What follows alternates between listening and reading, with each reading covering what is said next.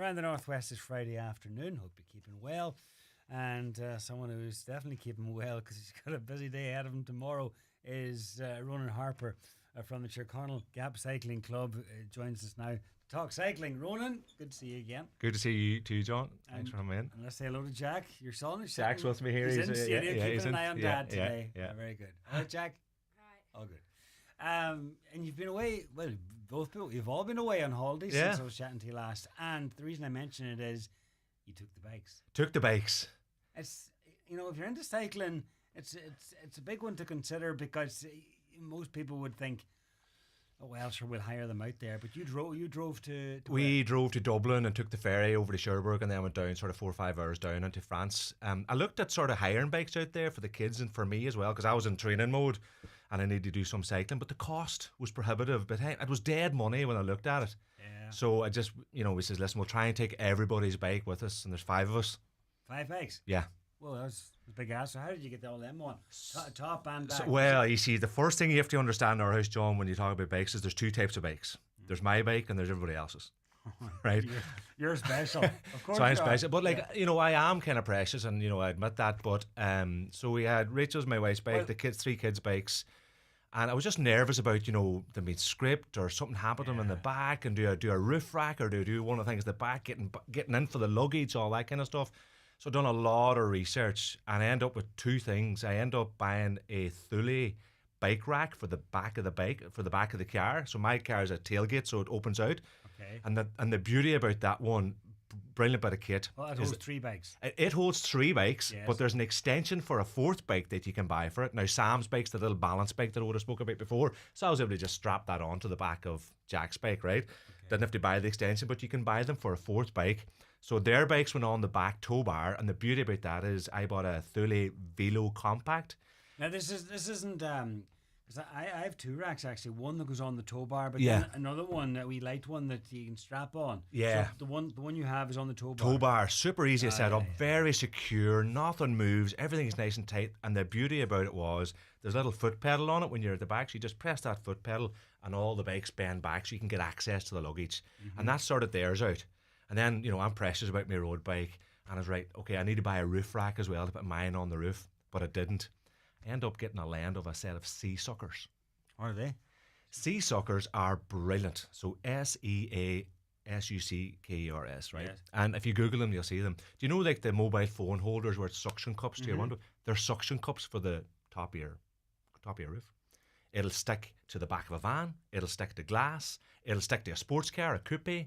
So what did you use? What went on them suckers? So I took off my front wheel, put that in the boot, and you put your hub bar through the sea suckers. You put them on the roof, and you pump them so they suck into the car. Right. And it's just that suction. So it's basically, and they come off in 2 seconds. You can take the whole thing off in 2 seconds. You just press a little button, and the suction goes, and they come off. Now I drove for 4 hours to Dublin, and I drove for another 4 hours on the other side in France, and they never moved an inch, not even a millimeter, never lost any suction. And in France, you're doing 130 kilometers an hour on the motorways, which is the speed limit on a dry day. No problem. So sea suckers, brilliant for having that bike. If you don't want to put a roof rack on the top of your car, they are somewhat expensive, maybe up towards the 280, 300 euro, but they're fantastic. Couldn't get over it. You see, you'd have a roof rack on for that. You'd spend that money and more for a roof rack. You would. And this thing, not everybody wants a roof rack, but might want to just and some listeners might have a car where it's like a coupe, and they don't want to do. Putting the thing in the back doesn't suit, and they've only got one bike. Sea suckers, brilliant. Right. Suction.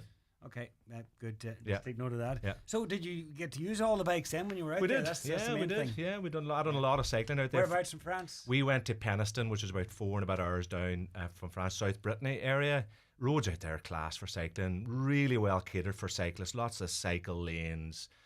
A lot of road. Safe. Oh, it's very Family safe. cycling. Oh, brilliant. Really brilliant for cycling. Roads are good quality. But like a lot of bike lanes, even on the side of main roads, there's designated areas for bikes. And that's just the French culture because they love the cycling out there, I guess. Really good. Well, if any country should have good roads for cycling on, you'd think it would be France. Yeah, true. And then for yourself, because you're out doing a wee bit of training as well. I've done a lot of training out there, yeah. So followed the plan as if I was here, sort of 5-6 hours. Sometimes it was 2 hours, but just dedicated training. did what the coach told me to do. Taking it very seriously. Just to explain, this is for the 555, which actually gets underway tomorrow. It used to be on a Friday, and I didn't know they started it on a Friday, but now it's on a Saturday. Saturday. So that's starts tomorrow. more the support teams so they can get the time off. I think that's probably. Yeah. Right. So you're doing the full, because there's three. There's a 222, 333, and a 555. Correct. You're doing the full. Doing the full thing. Okay. I've supported, so there's a car out in front of you. A van behind me. So I've actually got two in the club. I've got a follow car, and I've got another support Roman vehicle as well, just in case I need something special. Right. Yeah. So today's all about planning, getting we're out and about. Me and Jack's running about today, getting the last bits and pieces, picking up the radios, picking up the last bits in LK bikes, getting the carbs for tonight, and just getting ready. Yeah. It's too late when you're out in the middle of it, thinking, you know what would be really handy. Never thought about that. I know. As I said to you earlier on, I'm better looking at it than looking for it. Yeah. So I have a lot of stuff set aside that I'll probably never need, but that's the way it goes. Well, you've all the training done. It's just a matter of getting to what's your start time tomorrow? Start time tomorrow is 5:04 a.m. from the Mount Errigal for myself. That's early. It's early. Well, the first rider's off at 5 o'clock, so yeah. Right. Yeah. Okay, so there'll be a lot of cyclists because it's mostly teams. There's some solo, but it's mostly all teams. So there'll be a lot of people out on the route tomorrow, all around Donegal. You'll see a lot of cyclists out on the roads tomorrow around Donegal, around Inishowen and around this side of it. A lot of people doing, I say, the 555, the 333 and the 222. So we're all starting between sort of 5 and 6 o'clock or thereabouts. So up to 7 o'clock probably will be the last rider getting away. Because they stagger the time. Yeah, stagger them out. Yeah, a couple of minutes in between them, yeah. Well, the best luck. Thank you. All right. But nervous, but hey, we'll see. We'll give it our best shot. Once you get over more, it's grand. That's just grand. Nearly all downhill. No more hills, downhill from there, as we say. No more hills. That's our motto in our club. No more hills. Yeah. Okay. So I mean, what are you most nervous about, or what are you a bit apprehensive about? Is it the full length? Is it the hills? Is it But you've cycled for like 5 or 6 hours at a go, haven't you? I've done a lot of training. I've been training dedicated for the last 7 months. I've done over 7,000 kilometers in training. I've done 300 plus hours. Nice. So my coach is telling me it's in there somewhere. You just need to make sure you get it out. But I just want to be the best that I can be on the road. Yeah. What am I most nervous about?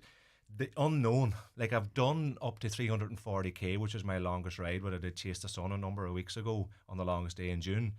That's the longest ride I've done, and it's the bit beyond that of the unknown. That's the bit I'm sort of, nervous about, apprehensive about. Yeah. It's just, like a lot of events, I think it's all in your head. Yeah. Because the most I'd done up to that point was 100. And then you went from 100k to do 555. Yeah. But you're hardy now, I'll tell you. Now Thrawn just it's in the area of Thrawn just. So my biggest problem was my bum. It was saddle sore. I said I had the last couple of 100k was nearly all out of the saddle. Well, not to give too much away, but I have my crew well versed on how to treat my sore bum. Okay. Well, I must get those secrets off you because that was a challenge. Now there's that's on tomorrow, and that's probably the biggest cycling event in the county and one of the biggest in the country over the course of the year. But there's plenty of events on. They seem to be kind of all coming together now, which is no harm because up to this point the weather hasn't been great. But there's quite a few big cycling events planned. There is, yeah. So again, the 555s this weekend, and I think July's kind of quiet anyway because people are on holidays and stuff. But there seems to be a lot that's coming on there including your own club. Including our own club. So, there's a couple of things coming on in August, and one of the great places to go for listeners is the Cycling Ulster Leisure Commission Facebook page, because they tend to take all the clubs around Ulster and promote all of their cycling. Cycling Ulster Leisure Commission. Cycling Ulster Leisure Commission. Bit of a mouthful. Yeah, it is a bit of a mouthful, but if your listeners go on to their Facebook page this morning, they put out a great post this morning that lists all of the kind of events that are in there in August. You've got the Inishowen 160 that's coming up next weekend. Foyle are doing a cycle on the 24th of August. It's very family oriented. There's two. There's like one for adult, but there's a family kids orientated cycle in there as well. Finn Wheelers are doing their county sportive on Sunday the 1st of September, starting in Chonaill, another great event by a great club. You've got our own club, Chonaill Gap, that's doing the Harvest Fair cycle, which is our flagship cycle. That's on Sunday the 8th of September from Glenties at 9 o'clock. And then, we'll be doing sort of kids stuff. I might have said it before, we had the kids program back in June. That was first class, brilliant to see. So we're going to repeat that because there's been a lot of demand on. So if they keep an eye on our Facebook page, they'll see that that's going to be up and running again towards the end of August. So lots happening. And these events, you don't have. Do you have to be a club member? Do you have to be registered? It's a good question. So, and this is where I like the post by Cycling Ulster Leisure Commission this morning, because they've listed out all those events, and they will say at the bottom of it if it's a Cycling Ireland affiliated event or not. So if it's a Cycling Ireland affiliated event, you don't need to be a Cycling Ireland member, but what you typically will have to do is pay a 1-day licence fee when you land there. Unless you're a Cycling Ireland member, which covers for that. But there are other sportives and charity events that are not Cycling Ireland affiliated, and in those events you don't have to pay those Cycling Ireland events if they're not Cycling Ireland affiliated. Right. So, but typically, you go to these events, they're on Cycling Ireland, you need to be a member or you will pay a 1-day licence. All right. So, and the purpose of paying a 1-day licence would be insurance. Correct. There's a fee for all of an entry fee for all of these. Yes. Whatever it is. And normally not that much. Yeah. But you might have to pay a bit more if it needs to be members only. And you're not. Yeah. Well, okay. that would be right. Yeah. Fair enough.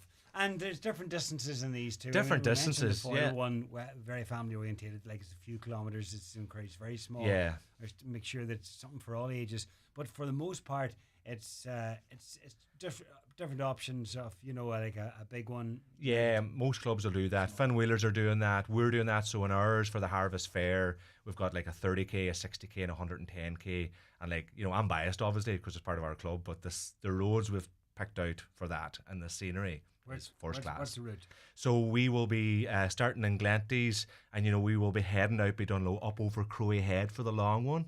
And around that lovely up, I don't know if you've been up around Crowy Head, it's absolutely up around the other side of Mahara, right? Out by Dewey Beach direction around there, and the shorter routes will take in that sort of coastline as well. So absolutely stunning routes. What's the distance, the total distance? So we're in our Harvest Fair one, which is on the 8th of September from Glenties. We have a 35k, a 60k, and a 110k. So something there for the suit, all kind of, and even we did the Couch to 30k before. So these guys can come back out, and 30k is very manageable on the route that we have for them. Again, out round by the coastal, it's stunning out there. And with ourselves and Finn Wheelers, hot food, showers, all that kind of good stuff. So well catered for and well looked after. Yeah, and some snacks along the way. Some snacks along the way. We actually have tea stops along the way and cake. And cake, loads of cake. You haven't forgotten, yeah. Very important. Yeah. Well, listen, thanks for that, and the best of luck tomorrow. Thank you. What did you say? 5:05. 4 minutes past 5, a bib 5:03, and for your listeners, if you see us out in the road, and for all the competitors, you don't underestimate the power of support with a clap and a cheer and a good luck. Yeah, absolutely. Yeah. Okay, Ronan Harper, thank you. Thanks, John. And thanks, Jack. Get with the